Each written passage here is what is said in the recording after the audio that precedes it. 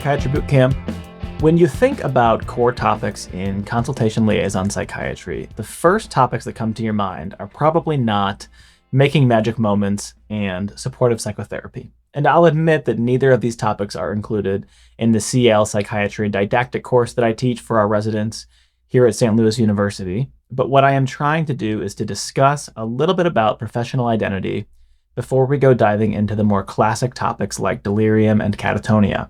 I think the psychotherapeutic approach on consults poses an interesting challenge. One of the key pieces of any psychotherapeutic approach is the frame. On consults, the frame is a bit nebulous. We don't know how long we're going to be seeing a patient. We are often consulted for one specific concern. Perhaps the patient has an outpatient therapist that they are working with, etc. So strictly speaking, we can't practice in a way that faithfully reflects any manual, and our options in terms of an approach are quite limited. So I wanted to do an episode on a sort of bare bones approach to psychotherapy, focusing on the common factors and further exploring Dr. Francis's idea from last episode that in the hospital, we are often in the position of supporting existing personality defenses. Supportive psychotherapy is what came to mind. Dr. John C. Markowitz is a professor of clinical psychiatry at Columbia, and he has worked extensively on supportive psychotherapy. He did not invent supportive psychotherapy, but he has worked diligently to develop the evidence around it. This has required the creation of manuals describing supportive psychotherapy, and I want to note that in his recent manual, he describes what he calls brief supportive psychotherapy, which has a specific structure, whereas the general term supportive psychotherapy has a much longer history and can apply more broadly. The principles of supportive psychotherapy are intended to apply widely to the practice of psychiatry, and I am suggesting to you here that this is a reasonable approach to take with a patient in a consultation liaison setting. Dr. Markowitz, welcome to Psychiatry Bootcamp, and I will ask you to introduce yourself to our audience. Hi, I'm John Markowitz. I'm a psychiatrist at Columbia University Medical Center and a research psychiatrist at New York State Psychiatric Institute, and I do psychotherapy research. Awesome. So glad to have you on. And you initially came across my radar as the author of my favorite journal article of all time. What is supportive psychotherapy in the APA's Focus Journal? And then connecting with you, I noticed that you have done a tremendous amount of work with my favorite psychiatrist of all time, Alan Francis. And you have authored a guide, a manual in supportive psychotherapy, which I've made my way through. You start your article on supportive psychotherapy with a pretty strong quote from Rodney Dangerfield. The quote is, "I don't get no respect when talking about supportive psychotherapy." So question for you, Dr. Markowitz, why should supportive psychotherapy be more respected? What has supportive psychotherapy done to earn this distinction?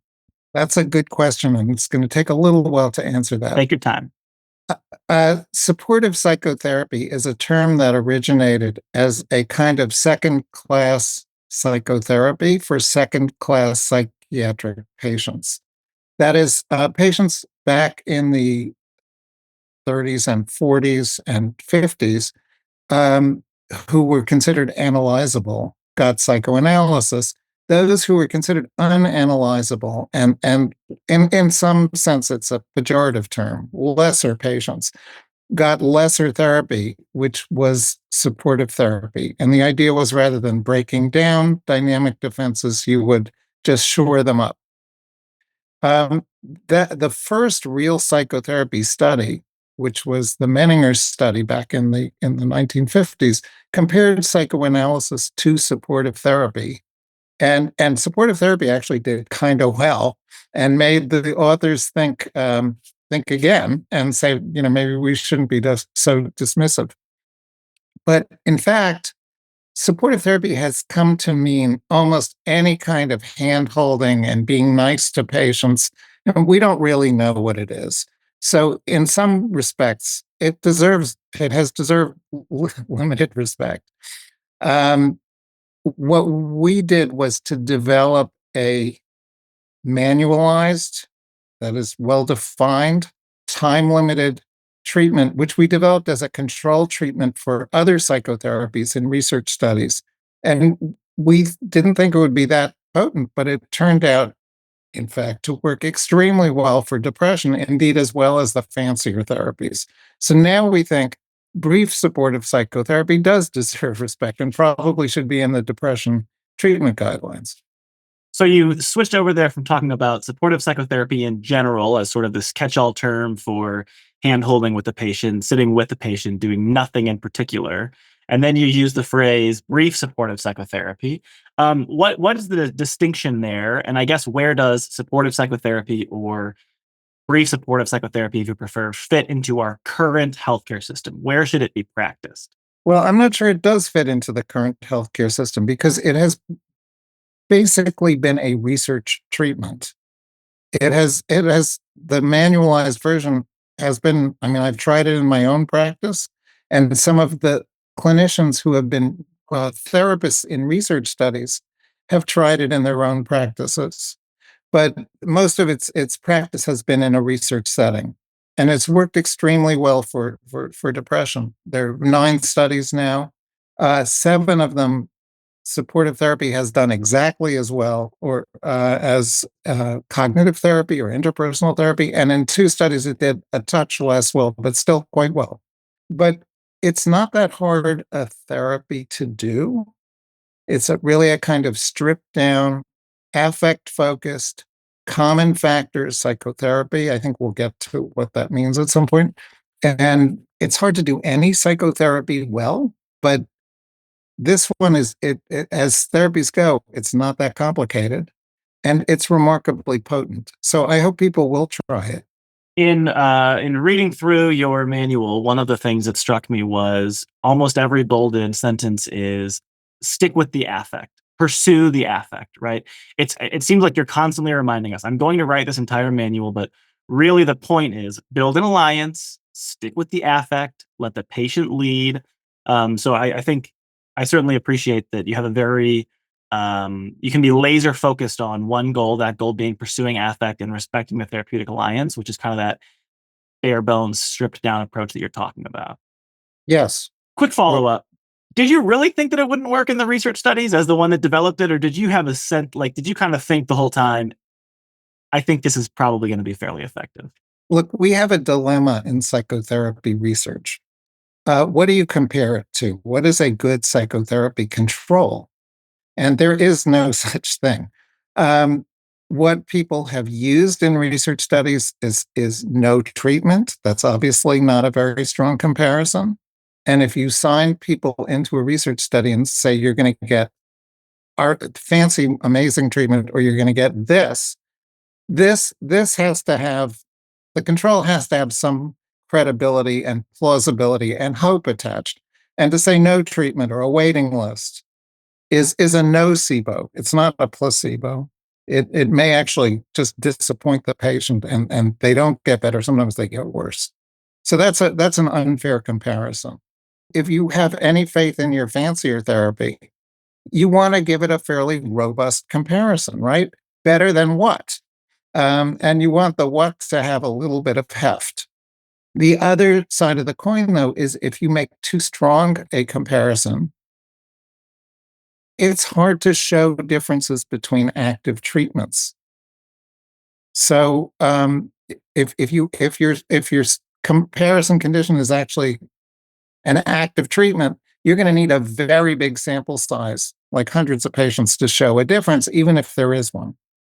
And so the risk is if you have too strong a control treatment, you may kill a promising new therapy, which doesn't look better than the control. So what did we know? That's a little detour, but to answer your question, we based supportive psychotherapy on what we felt its foundations ought to be. We thought this is maybe something like what people do in the community, although we defined it carefully, and it isn't exactly what we don't know what people do in the community. These days, they probably mainly do CBT.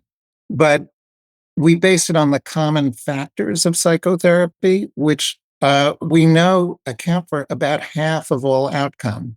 So yes, we didn't think it would be a useless treatment, but we thought maybe it's a little less good. And studies have suggested maybe 10 to 15% less effective than fancier treatments. That's really pretty impressive for being a bare Yeah. bones, stripped down approach. Uh-huh.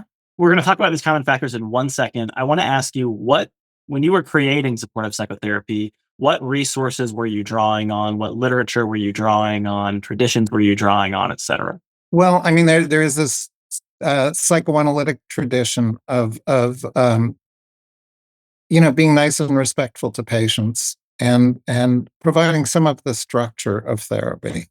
The giants in this area, though, are Jerome Frank, who wrote an amazing book called Persuasion and Healing. It's on your shelf. And everyone with any interest in psychotherapy should read it. It's beautifully written and it's clear and it's really wise. It's not so much based on research; it's based on clinical wisdom. But he was a giant in the field, Jerome Frank, and he really defined what are the common factors. And Carl Rogers would be another giant in the field. I mean, these are people from the 1940s and 50s, basically, a long time ago, ancient history in psychotherapy terms. Uh, Carl Rogers did a kind of supportive therapy, the parody of which is this. The patient comes in, and Carl Rogers sits there. And after a while, the patient says, Dr. Rogers, I'm feeling so miserable. And Dr. Rogers pauses and looks concerned. And after about 20 seconds or 30 seconds or 40 seconds, says, you really feel terrible. And the patient says, but I don't think you understand. I feel really horrible. I'm really suffering. And there's a pause. And Dr. Rogers says, you're really suffering. And this goes on. Now, that's a little bit unfair to Carl Rogers, but it gives you some flavor of a kind of reflection back to the patient of their affect, of their emotional state. And that turns out to be quite powerful. You're not dragging the patient where you feel like the patient needs to go, or bringing in some techniques the patient has never heard of because you're so fancy and you're a really smart doctor. You are reflecting back to the patient and allowing their natural resilience, their ability to solve their own problems, sort of shine through, and providing a space where they can work through that. That's right. And look, you have to meet the patient somewhere and connect. And without a therapeutic alliance, treatment doesn't work. Psychotherapy doesn't work. Pharmacotherapy doesn't work. Nothing works if you don't have the patient connected on and agreeing to what the process. There's a danger in psychotherapy training these days, I think, which is that therapy has become kind of mechanized and mechanical. And while I've written a bunch of psychotherapy manuals for research, I think manuals should not be a rigid cookbook, but guidelines. And too many. One danger with CBT, which I do, which I'm trained in, and I believe in it, but you have to do that meeting the patient. And I think too many therapists these days interview a patient, and the patient comes in and says, "Doctor, I feel so terrible," and rather than responding in a Rogerian way, the therapist says, "Let's do your homework." And that loses the patient. Shows a greater interest in the mechanics of the treatment than in the human being in the room. So that's not good. That is intuitive to me and it makes sense from my perspective on sort of both sides of the couch, I would say. You mentioned in your book that when you start teaching about supportive psychotherapy, the residents, it's at Columbia, right? That's the residents that you teach. You start with just sort of a basic rundown of the common factors in psychotherapy. Could you tell us about some of those common factors that you give them a rundown to in your introduction? Yeah. Really, the first and most important one is affective arousal. You commented earlier that the focus of my article was on follow the affect.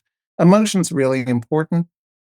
Uh, Patients are very uncomfortable with their emotions, and particularly with negative affects, with emotions like anger and sadness and anxiety. They feel toxic. So patients usually come in kind of overwhelmed and bewildered, and they're both oppressed from the outside because life is not going well, and they're oppressed from the inside because they have these uncomfortable feelings they don't know what to do with, and which just make them feel bad. And yet, usually those feelings reflect the bad things that are happening in their lives. And it's important to see that.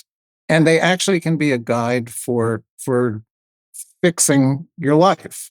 That's a little more interpersonal psychotherapy than supportive psychotherapy. But clearly there's a connection between how are you feeling and what's happening in your life. They're not unconnected. But patients steer away from that. They would rather give you a kind of third person account of what's going on in their lives. And that's not very useful for psychotherapy, frankly. It's intellectualized, it's distanced, it's abstracted. Sometimes this is part of the syndrome, like with post traumatic stress disorder. Patients are numb by intention in a way. It's too uncomfortable to feel anything. And they'll talk about the weather, they'll talk about anything else, but that doesn't help them. So you have to get to feeling. Now, part of the problem is not just that patients don't like strong negative feelings. Part of the problem is that therapists get uncomfortable with strong negative feelings.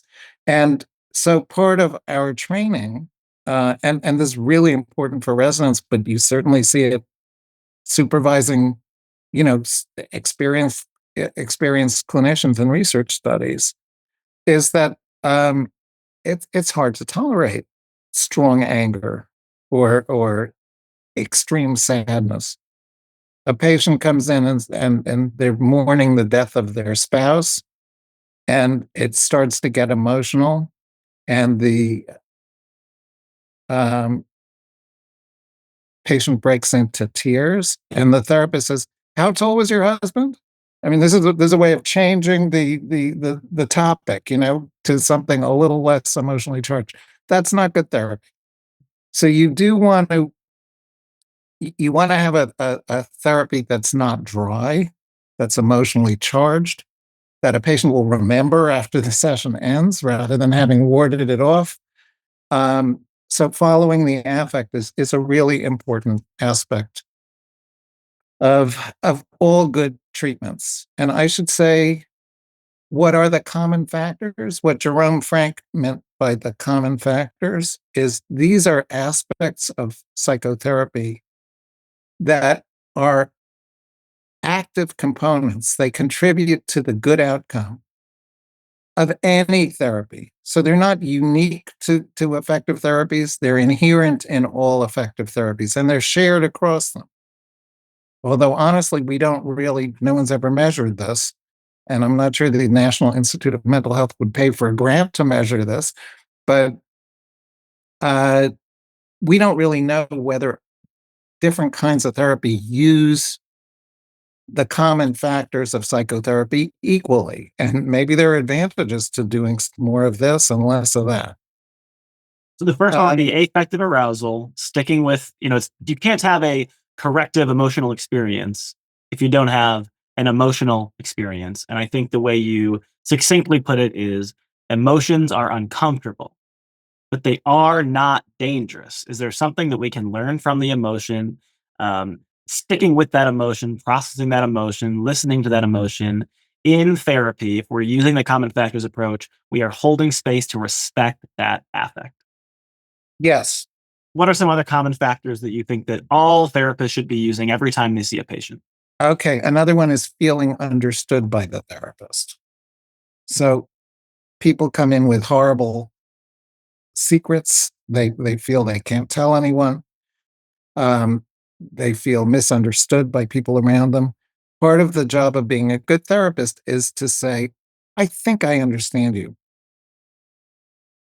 And you can't just say that. You have to demonstrate it.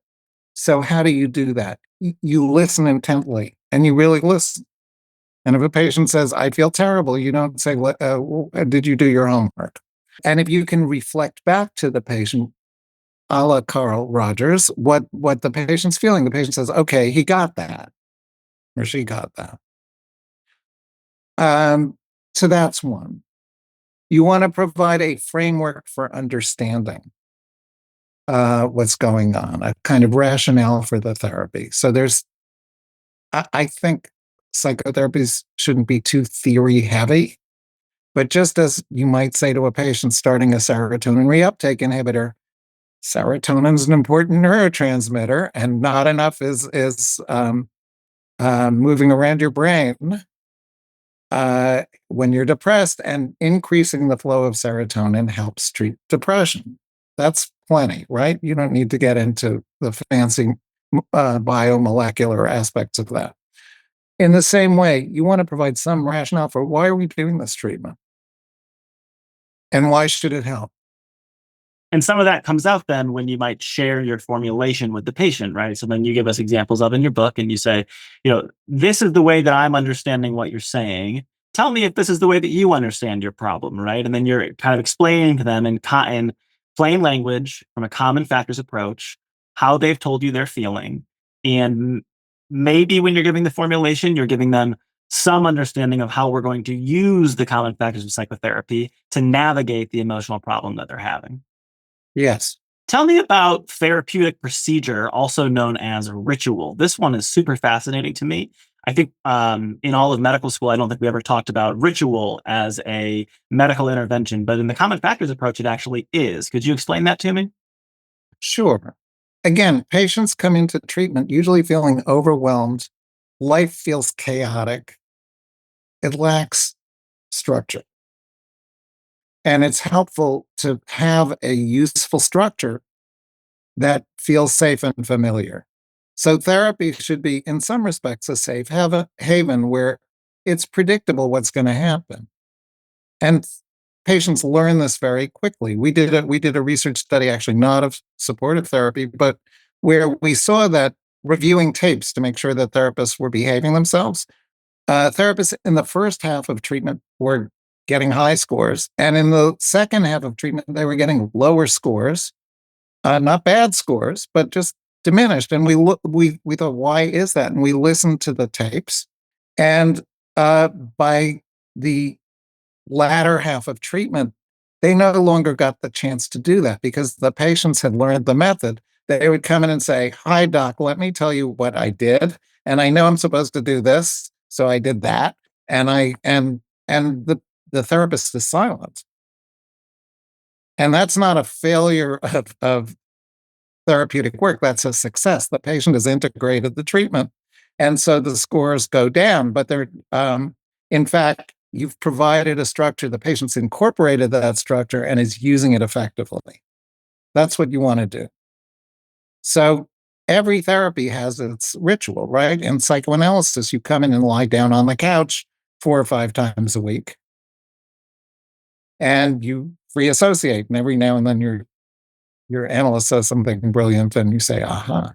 But that becomes a known structure, and you understand after a while. You can't say to your analyst, well, you can say anything, but you're not going to get an answer if you say to the analyst, "So tell me what to do." Right. So are you saying that as the ritual of the psychotherapy changes, maybe it becomes less, I don't know if like maybe dramatic, it becomes a little more rote. You're saying the patients are getting better because they are internalizing the strategies that you're talking about in therapy, but they're liking it less? No, not necessarily. Okay. In most time-limited treatments, which is mainly what I do, and certainly what research tends to be about, you you want the patients to learn a method because the therapy is time limited. It's going to end. And when the patient leaves treatment and they're in remission from depression, let's say, they're going to have to handle things perhaps on their own. And it would be ideal if they didn't need more therapy and they could handle things on their own. Not everybody's going to. So you want them to learn a method. And this is a reason to provide a pure approach to therapy rather than being eclectic.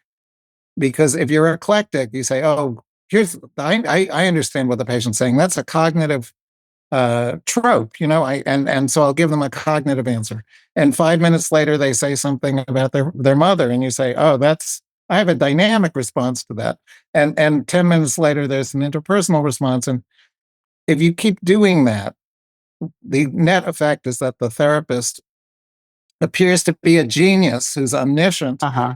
and has an answer to everything, but the patient is confused. Mm-hmm. So you don't want to do eclectic therapy. You want to do a pure therapy that the patient can learn. That's Yep. the ritual. Gotcha. CBT is a good example of this. Some patients love CBT. They come in saying, my life is out of control. I don't know how to handle things. And it becomes almost a religion where they say, now let me check my automatic thoughts. I'm going to write this down. I'm going to compare the evidence. Not everybody buys into that, but some people love it. And that's great. That's a helpful ritual. Understood. The ritual is the reliability with which the therapy is delivered so that the patient knows what to expect and can begin to internalize it, because if you're all over the map, there's nothing to internalize because there's no pattern to perceive. Yeah, in a way, a treatment manual provides a ritual. One of the things you just mentioned was patients feeling like they need to come to a psychiatrist and you sort of to solve their problems, right? My sink is leaking. I better call the plumber. How can the psychiatrist solve this problem for me? Is there a threat to solving our patients' problems for them, giving them that sort of advice and not allowing them to solve it for themselves? Yeah, sure. First of all, we need to be a little bit humble because often the patient has better answers than we do. Speak for yourself, Dr. Markowitz. The patient, I speak for myself. Uh, the the patient knows the patient's situation better than we do, although we may have some expertise to contribute. Expertise actually being another one of the common factors. You have to communicate that you know something that the patient doesn't, and handle that with a certain amount of poise. I've seen that before. Depression doesn't scare me. We know how to handle this. Um, but this has been referred to as the Woody Allen syndrome. I can't make a decision until I talk to my shrink. And that's not good. That's a kind of dependency. And you don't want to breed dependency. You want to breed autonomy and independence from patients. Psychotherapy shouldn't go on forever for most people. Which brings us to another one of our common factors, the success experiences that the patient should be experiencing in psychotherapy. How do you understand that as a way to get someone feeling better? Psychiatry Bootcamp is brought to you by Simple Practice. Simple Practice makes documentation, running your own practice, managing patients easy. And it now has an AI-powered note writing tool integrated within the EHR. So it's a true all-in-one EHR that is HIPAA and HITRUST compliant and has AI-powered documentation embedded within the health record. It also has PDMP checks integrated within the portal and really easy to use lab order templates. Simple Practice saves you time so you can focus on what matters most. Psychiatry Bootcamp listeners get an exclusive 30-day free trial of their AI note taker software and a exclusive 7-day free trial and 50% off of 4 months for the full Simple Practice EHR. Visit simplepractice.com/bootcamp to learn more. That's simplepractice.com/bootcamp.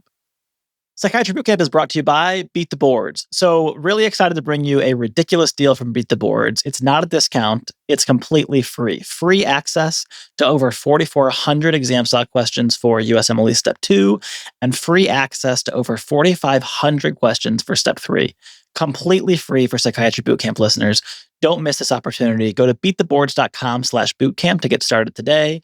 I'll tell you that I use Beat the Boards to study for my own exams, and I really found that it made the exam very doable on exam day, alleviated some anxiety, and left me well prepared. Give it a try, completely free. beattheboards.com/bootcamp.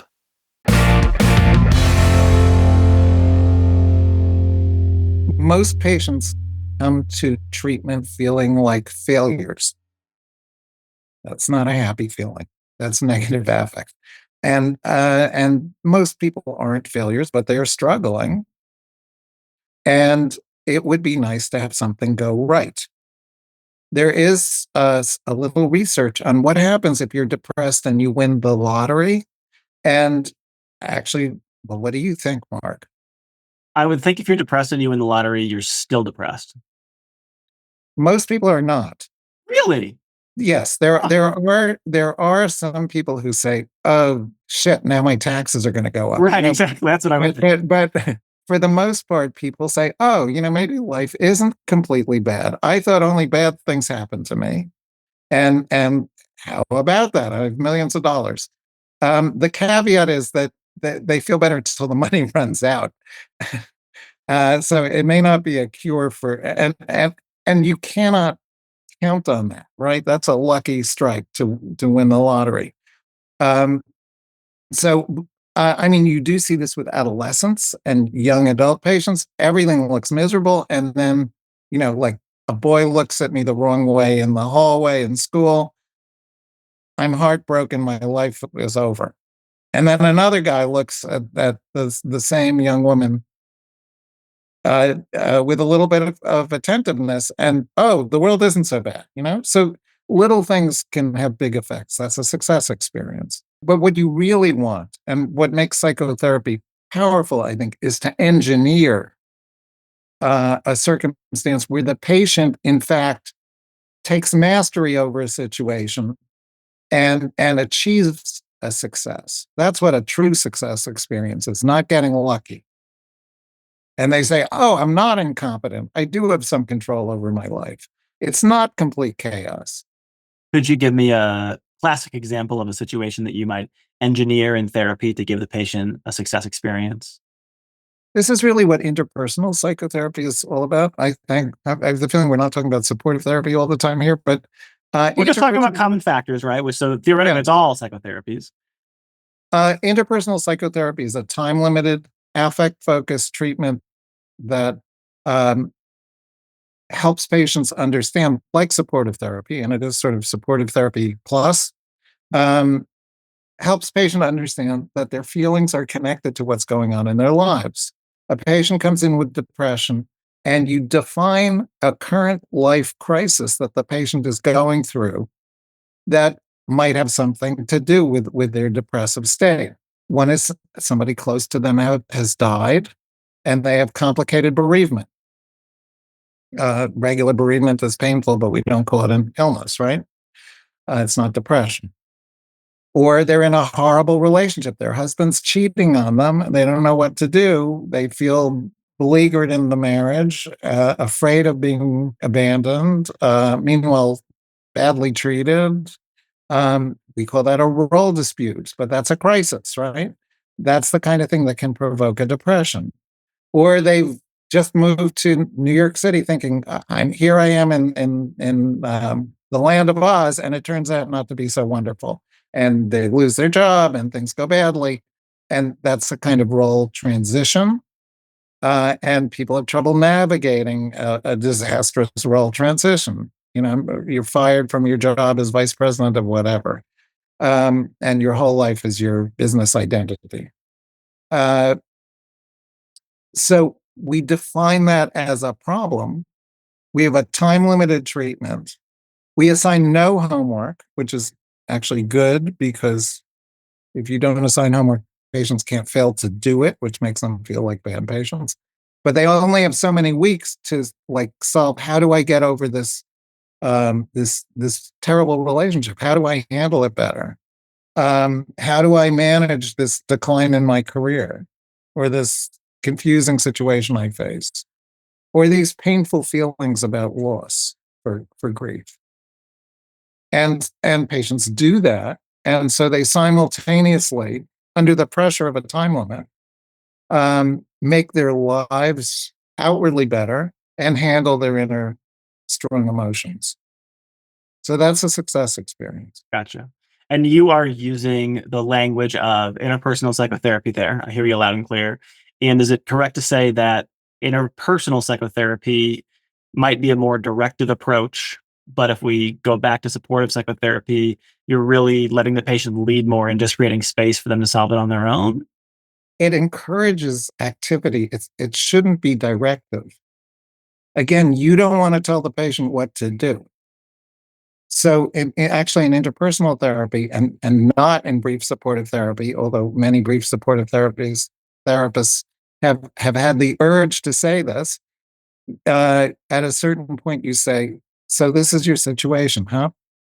what options do you have? So the ball's in the patient's court. I see. You are in interpersonal psychotherapy, you are opening the door to, okay, so let's take action. What are the next steps? Whereas in supportive psychotherapy, you're simply sort of reflecting back and saying, I see. So you feel very sad. Are there any other feelings that come up about this? And you're pursuing that affect. So that would be one good example. Let's laser focus a little more in supportive psychotherapy here. What are some other things that you recommend we avoid doing when we're practicing supportive psychotherapy? That's a good question. Well, you don't want to talk too much. You want to be an active listener. You want the patient to get a chance to talk. We use brief supportive therapy in a study comparing it to medication. Well, it's with medication, but medication alone, medication plus brief supportive therapy, or medication plus what's called CBASP, Cognitive Behavioral Analysis System of Psychotherapy, which was reputedly a specific treatment for chronic depression. And it did just as well as the fancier treatment. Um, but we had to recruit for this multi-site study mainly CBT therapists who are used to being fairly directive, and they were really frustrated at having to sit on their hands and just say, "So how are you feeling?" One of actually a fairly prominent CBT therapist who was really struggling with this said at a certain point, they came in for the weekly supervision and said, "This is the strangest thing. I was really itching to say something and I didn't, and the patient came up with it himself."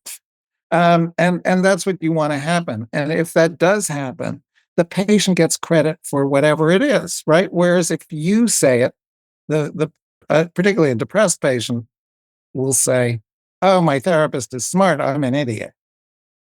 I would never have thought of that." So we're not problem solving for the patient. We're not being too active. We're not talking too much, talking over the patient. When affect comes up, we are letting it linger. We are not running away from it. We are not avoiding it. We're encouraging the patient that this affect is not dangerous. We are not assigning homework. We're not interpreting transference. Um, Another way to ask this question might be like if you were a supervisor in a resident psychotherapy clinic and you were observing a resident provide supportive psychotherapy, right? Let's say that's their job, their first year of residency is just to learn the bare bones approach to psychotherapy, supportive psychotherapy, and you're their supervisor. What are some things that you would look for to tell whether or not the resident was adhering to the treatment? Well, we actually defined this in when you do research, you have to make sure that the therapists are actually following the treatment. So we tape sessions and we listen for what are they up to, and so we have scales to measure this, and therapists are adherent to the scales.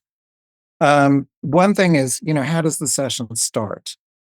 Because that's important. And many structured therapies, have the therapist saying, "So this is let's set an agenda. Let's do this." And in supportive therapy, you don't want that to happen. You want the patient to take the lead. You want to encourage patient autonomy. So you come in to the office, the patient comes into the office, and you sit there looking expectant. And the therapist should not say, "Tell me this," let the patient do it. This takes some training for people, particularly with a cognitive or behavioral background. And it does feel like sitting on your hands, except after a while, you realize you may be getting more than you would with directed questions. It's the ultimate open ended question. Tell me.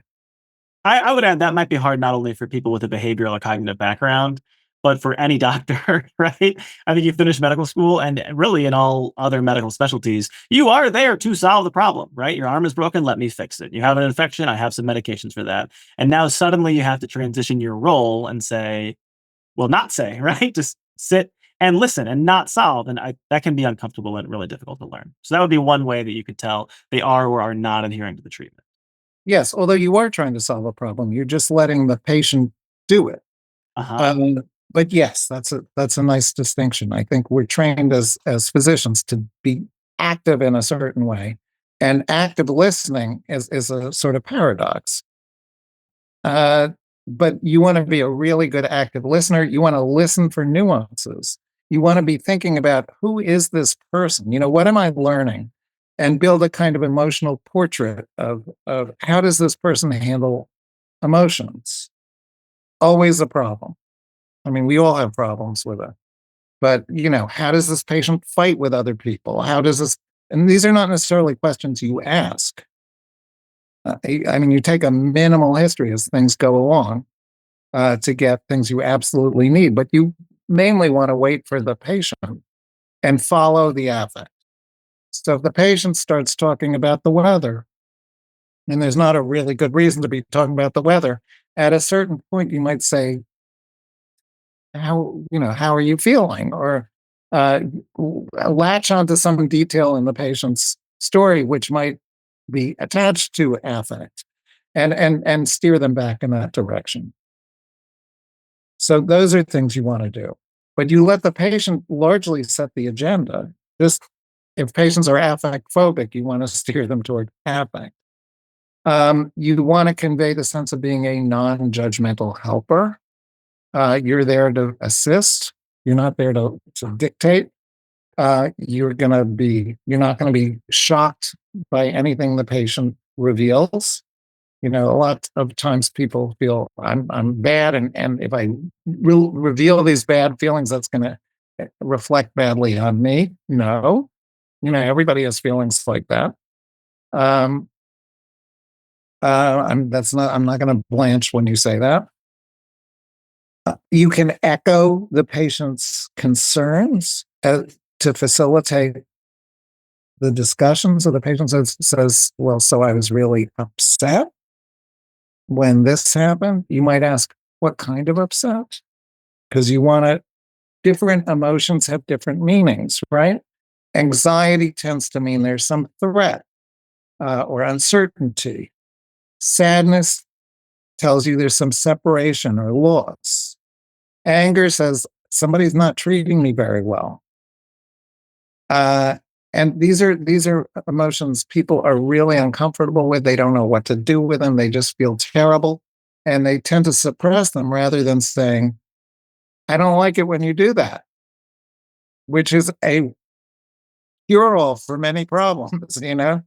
If you let the other person know how you're feeling, they then might treat you differently. And if they don't treat you differently, maybe they're not good friends. But if you don't say anything, if you keep your feelings in, other people may not know how you feel, and blithely hurt your feelings all the time. And I think with some of these feelings that you're describing, sadness after a major loss, for example, patients do tend to know where that is coming from, and maybe pursuing the affect will help them understand how to deal with it, but they're not going to be shocked to hear, or to discover in the therapy, I'm sad because my husband of 50 years just died, right? But I think other patients really don't know where these feelings are coming from. I think of patients who have a difficult time with constructing interpersonal relationships, trusting other people, expressing their own feelings, making their needs known to other people. And so they might have this feeling of anger or sadness or paranoia, and they're really not sure where it comes from. So just the intervention of clarifying their feelings and giving them a space to actually encounter these feelings as opposed to avoiding it can lead to a sort of eureka moment, maybe for those patients. Yes, although look, even with complicated bereavement, the patient is coming to see you because they're depressed because they haven't processed their feelings about the loss. So patients say, I can't really talk about my feelings because I would start crying and I would never stop, or I would just crumble. There wouldn't be anything left of me. I mean, these are real fears. My feelings are so toxic that I just have to lock them in. And that's a ton of effort. And you could say in supportive therapy, it must be a lot of work to keep all that in. And this, again, actually an interpersonal psychotherapy line, but in treating patients with PTSD with interpersonal therapy, one of the mantras of that treatment is feelings are powerful, but they're not dangerous. And patients with PTSD lock in their feelings. They're just too really like bombs, dangerous to deal with. And so they suppress them with enormous effort. And yet, if you don't know how you feel, life is extremely confusing. You can't read other people because you don't know whether to trust them or not. You assume nobody's trustworthy, but you're numb to really reading how they feel. So it's crucial to get patients to feel something. But that's a perfect line for supportive therapy as well. Feelings are powerful, but they're not dangerous. And you actually, I mean, we wouldn't say this exactly because it's too much. We try to say very little in supportive therapy, but patients get the idea. If you let some of that out, you'll survive. Yeah, you'll survive. And in fact, you might feel better. Mm-hmm. So those are some of the ways we're looking to make sure that we are adhering to supportive psychotherapy. If that's what we think we are doing, that's what we're trying to do. I'm going to change gears here just a little bit, ask you a question that you alluded to in your opening. It's just a personal fascination of mine. So you mentioned that the original definition of supportive psychotherapy was essentially psychodynamic in nature, right? It's a second-rate therapy for second-rate patients who can't tolerate the emotional rigors of encountering transference, countertransference, dealing with the interpretations by the analyst, right? These people are too sick to deal with that, so we just shore up whatever defenses they have, even if they are sort of immature defenses. And I know you have a psychoanalytic background. Is that true? Do you have a psychoanalytic? I guess we all do if we're trying. I wasn't trained in psychoanalysis, but I had a training analyst actually as a psychoanalyst. Count the basket. And I think at the end of your book, you do thank one of your strongest supporters, your spouse, who I think she a psychodynamic psychotherapist? She is a psychoanalyst, yes. So you have quite a bit of exposure. Yes. So do you think that in today's world, there is still a room for understanding supportive psychotherapy this way, for seeing patients and thinking? I think of a lot of our personality disorder diagnoses are sort of grounded in psychodynamic concepts. Narcissistic personality disorder is the one that I'm really thinking of here. I work in the consult setting, so patient with a severe narcissistic personality disorder, when they come to the attention of a psychiatrist, it might often be like a medical problem, for example. And their psychic defenses against these sort of life difficulties are often not very healthy. Do you think that we should still be using supportive psychotherapy to shore up those immature defenses, or do you think that definition of supportive psychotherapy is sort of totally outdated? Is that a fair question? That's a good question. Look, I think CL is in some ways a special case. You don't have that long to deal with the patient often. It's an acute crisis, and you may see the patient just a handful of times, maybe even once. One of my psychoanalytic teachers at the Payne Whitney Clinic, Dr. Milton Viederman, um, developed something called and Samuel Perry, who is one of my mentors, another psychoanalyst, who is a CL expert, developed something called the psychodynamic life narrative, which is like a quickie consultation liaison approach. The patient comes in, you do a quick sketch of who this person is dynamically, and you use that personality flavored sketch portrait to respond to the patient and make the most of whatever the problems are in the consultation liaison setting. So I think that's actually brilliant. I don't know that it's gotten the publicity it's deserved. That's probably from the 1980s.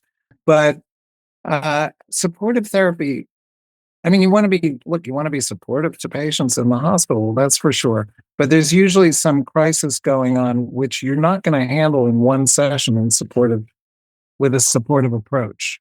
So I would think under those circumstances, something more organized would be important.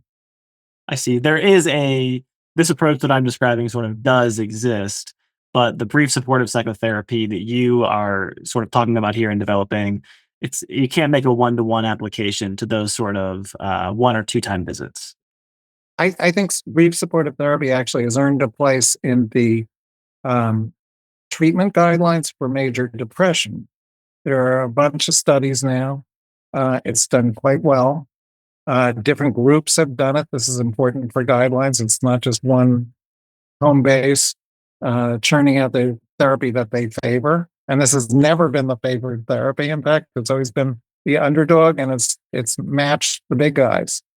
So for major depression, it belongs as a treatment option. For a consultation liaison situation, that could be depression, right? But that could be all kinds of other problems too. So I don't know. Understood. Yeah. Just got a few minutes left here. I'm going to bring up my two favorite statements that you make in that article that I'm so crazy about and just ask you to expand upon them. I think it's kind of the mic drop moment of your article, and I love teaching it with my students. The two statements, right? First, if you cannot do this being a common factors approach to psychotherapy, I think is what you're describing in that article, the rest of psychotherapy does not matter. Second, if you can do this, if you can successfully wield a common factors approach to psychotherapy, the rest of psychotherapy does not matter. Really? I mean, what if I teach my patient all of the cognitive distortions and they get 100% on their homework, defend those statements for me, please, Dr. Markowitz. Well, I was intending to be a bit provocative, but the first one is the more serious thing. If you cannot master the common factors of psychotherapy, you're not likely to be a good psychotherapist. I remember a resident, I think enough water has gone under the bridge that it's safe to say this. But years and years ago, there was a therapist who, in a research study I was doing, who was doing pharmacotherapy. And this was a star resident. It was an honor to get into a study. You had to be really one of the stars to participate in treating research patients. Knew everything about depression, knew everything about the pharmacotherapy he was doing. And the leaders of the study, myself included, looked over his record, and 7 patients in a row he had treated with an active antidepressant did not get better. That doesn't happen. And I think what was happening was, this is somebody who was really smart, but too anxious to really meet with patients. And it was reflecting in the patients either not taking the medication, or the negative effects of the pharmacotherapist outweighed the positive effects of the medication. I don't know, but that was remarkable.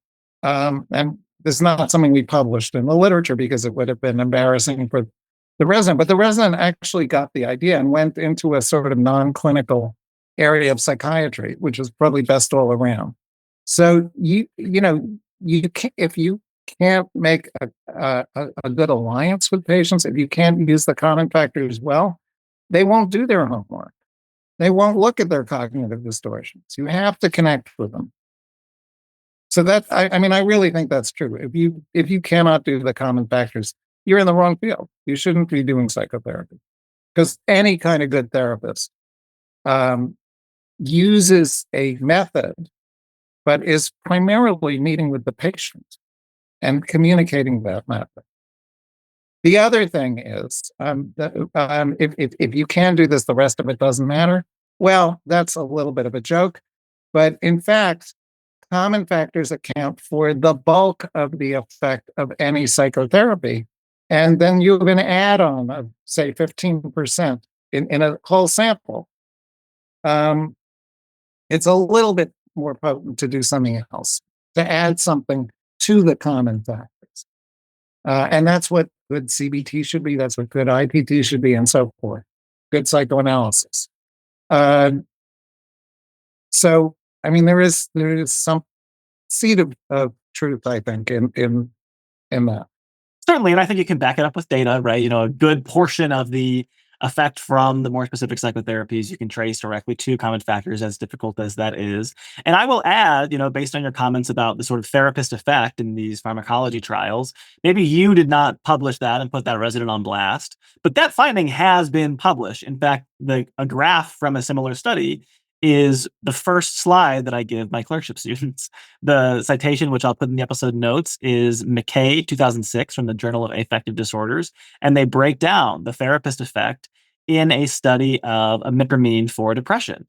And what they find is that the best therapist's placebo effect is way, way, way better than the worst therapist's active group. And so I think that's a finding that's definitely supported by the literature. And I'm really glad you brought it to us because I think it's underappreciated. And I think that since our training is taking standardized tests, doing as well as you can so you can get into a good residency, we start to think that if we're just really smart, we're going to be really good doctors and really help patients. But if we leave out the common factors, the interpersonal side, the more, can I call it, art side of psychotherapy, I think we might be missing the forest for the trees. Too. Humanistic too, yeah. Humanistic, exactly. McKay 2006, where? Yeah, I'll send it to you. Journal of Affective Disorders. Oh, that's great. Yeah. Okay, any final thoughts for our audience? I am worried about the future of psychotherapy. I think it's a fundamental skill of psychiatrists. Psychiatrists made a decision back in the 1940s and 50s to turn it over to psychologists and social workers, and it's never quite been the same. Insurance companies favor you doing 15-minute med checks over actually sitting and talking with a patient. So psychotherapy is kind of under siege. We've actually written a paper about that. And then to top it off, there are apps now coming out. Anything to take out the human factor in helping patients. And the whole industry is becoming more mechanized and corporate and more paperwork and less human contact. And this is the age of the cell phone, where people don't make eye contact. So I think there's more and more alienation, part of what the world may be suffering through right now. And psychotherapy is seen as kind of old-fashioned and not as flashy as something novel. And so it's at risk. And there are good studies by Mark Olfson and other people showing that the amount of psychotherapy being done by psychiatrists has been going down over the last 20 years or so. I think that's a real loss. I think our medicines are great, but they have their limits. There are some things medications really don't help with, like suppose you're in a bad marriage. So how do you deal with the environment? And medication's good at relieving symptoms, but not at helping people figure out, how do I handle life? How do I handle my strong emotions? So I think it's really important to preserve good training. It's great you're doing podcasts like this. But we need to protect psychotherapy, and particularly for psychiatrists. A difficult fight, and it's a fight from the heart against really powerful interests. And let me assure you that Psychiatry Bootcamp is a partner in that fight. I think listeners will know that is essentially why the podcast was started, was exactly for this, because I think the humanistic approach to healing is being drained out of doctors, and we are being forced by these powerful entities into 15-minute med checks. And I think it's a damn shame. And I'm really grateful that you said that as a closing thought for us. And I'm really grateful for your time and expertise on this podcast, but more importantly, for the extensive body of literature that you've contributed and all of your work, sort of refining these common factors and encouraging all of us to make sure that we are getting our fundamentals in line before we try to do too much with specific techniques. So thank you, Dr. Markowitz, for coming on the podcast and for everything you've done for our field. Thank you for having me. It's been fun. Awesome. Thanks for listening to this episode of Psychiatry Bootcamp. If you enjoyed the podcast, please take a minute to leave a review on Apple Podcasts or a rating on Apple or Spotify. You can reach me at psychiatrybootcamppodcast@gmail.com. Find me on TikTok or Instagram at Psych Bootcamp. Our theme music is by Cave Radio. Special thanks to Matthew Braddock for production support. The opinions shared on this podcast do not reflect the opinion of any institution, including host or guest employers or podcast partners. This podcast is not intended to be used as medical advice or in any legal proceedings whatsoever, including to establish a standard of care. This podcast is intended only as a supplement to a complete, accredited psychiatry residency and is grossly inadequate to rely on for medical decision-making. It is intended to entertain and inform. You should always rely on your own clinical judgment when making medical decisions and contact your physician for medical advice. This is a Human Content production.